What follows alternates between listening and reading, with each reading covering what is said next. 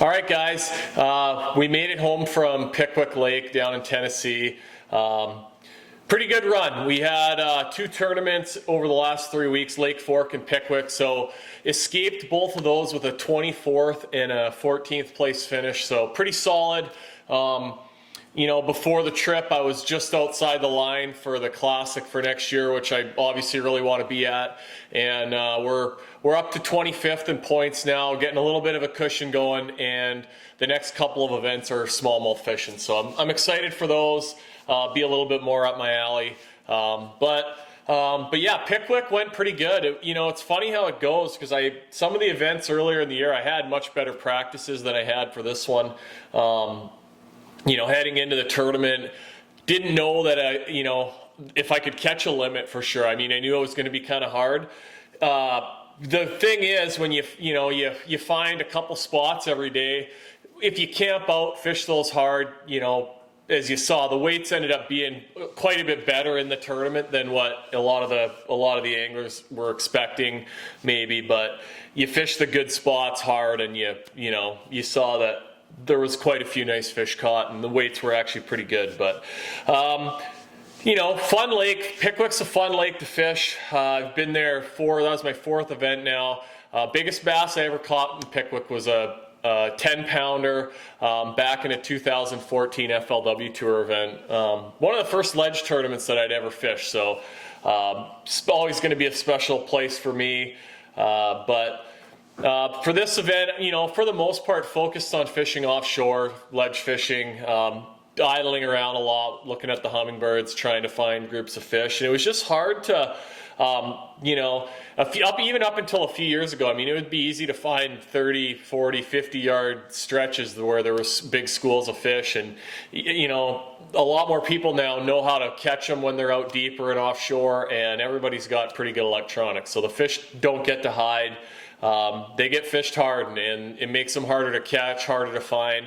So I always like to spend a lot of time looking for those off the wall, inconspicuous places, and it was just hard to do there. I mean, a lot of the obvious island heads and points out into the river channel that really stood out on the map, those were the places that had the most fish on them, and you just kind of had to go, if one of those spots was kind of opened up, you just go and find a place and get in there. And I fished around other anglers at times, but for the most part got to sort of do what I wanted, fish by myself. So obviously, yeah, main deal was fishing offshore.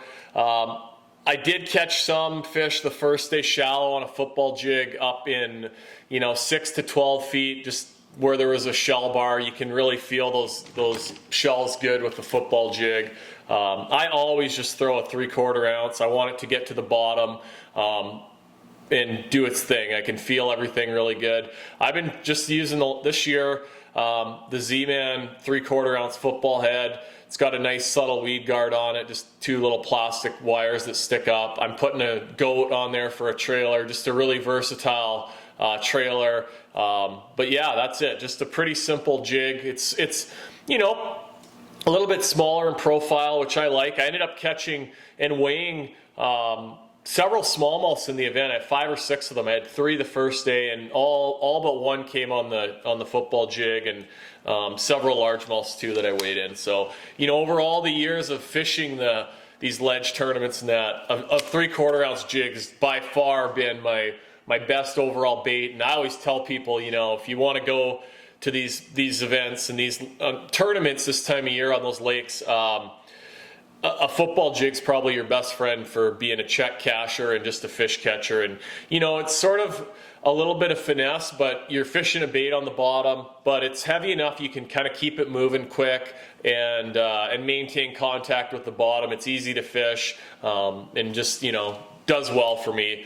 I've for years thrown these jigs on the same rod. It's an 893 NRX Plus, but it's kind of like, I call it my do-everything casting rod. You know, you can fish a chatterbait, a spinnerbait, a bucktail jig.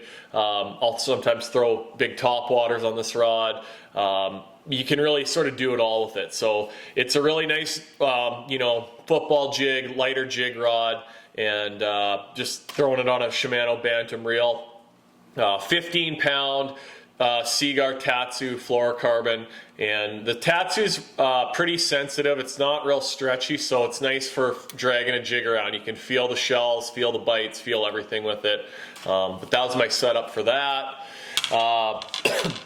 Didn't catch a lot of fish on a swim bait, but I did get probably my biggest fish on day 1 and one of the big smallmouths on day 2. And I caught 1 or 2 fish that I weighed on day 3, but that's just a 6-inch Z-Man Swimmers swim bait, and you know, pretty much the same profile as a Bassmaster style swim bait. Using it, just throwing it on a 3/4 ounce head, and I caught fish on this from 6 feet down to 25 feet. And pretty versatile bait. You put a dab of glue on there. You know, a lot of anglers overlook these Z-Man swim baits. Obviously, like the Ned rig baits and the jerk shads are really popular, but all the swim baits they make swim so nice and straight. They come in a blister pack, so they're all, nice and straight, ready to rock right out of the package. But never forget, always you want to put a dab of glue on there just to hold the bait up, and you can wing that thing around, and just a really nice swimming swim bait. I was throwing that on a 7.6 G Loomis Conquest rod. A 90, that's actually a 904, pretty heavy rod, and just, I have a pretty big hook on that jig, so I wanted to be able to, muscle them if I had to. Same deal, 15-pound Seaguar Tatsu line, and that's a Shimano Metanium reel, but pretty nice setup for whipping that swim bait around. And if I was going to do it over again, I would have spent a lot more time throwing that in practice and just getting a little more feel for it. I'm not a big swim bait expert, but it's proven, for years that those style of bait work on the Tennessee River. And I caught some of my bigger fish on that over the weekend. Also, in practice, found half a dozen brush piles in that 8 to 10 foot range that you just see them on side imaging when you're idling around, and I marked them all, and I made a couple casts around a few of them in practice, but wasn't really my focus or anything. I always mark brush if I find it, but the first day of the tournament, my morning did not go very well, and I went and tried one of the brush piles, and I actually caught a 4-pounder. It was my first fish of the day. Got the ball rolling, and on day 2 and 3, I caught a nice fish each day off a brush pile as well, in the same little area. So pretty simple, just a Z-Man finesse worm, 6-inch finesse worm or 7-inch finesse worm on one of their little shaky heads, and just rigging it where the hook point was kind of buried in the worm. All the brush that I found was really snaggy, so it was pretty tough to cast anything else around them. And I'd use Mega Live and be able to drop my jig right on the edge of the pile so I wouldn't get snagged, and I could see every one of those fish just about come out and eat it. So that was kind of saved my butt a little bit. It was quite a bit of grinding in this event. I caught fish a variety of ways and on a variety of spots. So every day was just kind of different. And, I've caught more fish on a shaky head this year probably than I have in the last 3 or 4 years put together. It's really sort of helped me out in a few of these events, and, mandatory equipment, when I'm tournament fishing down south for sure. That now for the rest of the year is going to get replaced with a Ned rig, and that's going to be my sort of equivalent up here in smallmouth country. The last day, caught a couple on a jerk shad. That's on an old Northland Mimic minnow jig head that the guys made me with a pretty big hook on it back in the day. But just a jerk shad on a jig.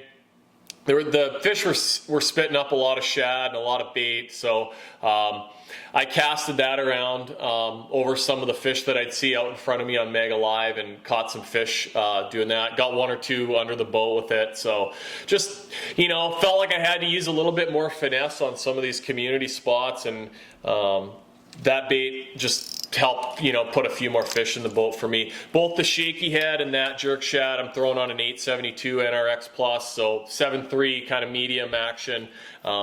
Just again, a versatile spinning rod. Got a Shimano 3000 Stella on there. That's kind of the dream combo. 10-pound Power Pro, and I had a 12-pound fluoro, Seaguar Tatsu leader on both of those. Just 12's a little bit heavy, but around the brush, and then even with the jerk shad, a lot of bites are close to the boat. I didn't want to, risk breaking off a big fish on the hook set or anything, so I just went with 12. Pretty bulletproof on with the spinning rod. So yeah, survived another event. Again, I'm like I said, pretty happy. Anytime you finish, you just miss the top 10. Obviously, there's some disappointment there, but I did lose a couple fish on day 2 and a big one on day 3 that could have been fishing on Sunday very easily, but we'll take it. We're in pretty good shape. We've sort of turned the season around these last few tournaments after a bit of a rough start, and I'm really looking forward to the next event here in a month or so out at the St. Lawrence River.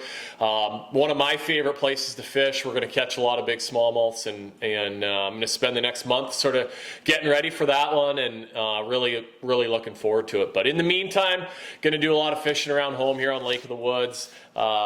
Catching some walleyes, smallmouths, crappies will be moving up shallow soon. So lots to do. It's a good time of year to be at home, and gonna have some fun.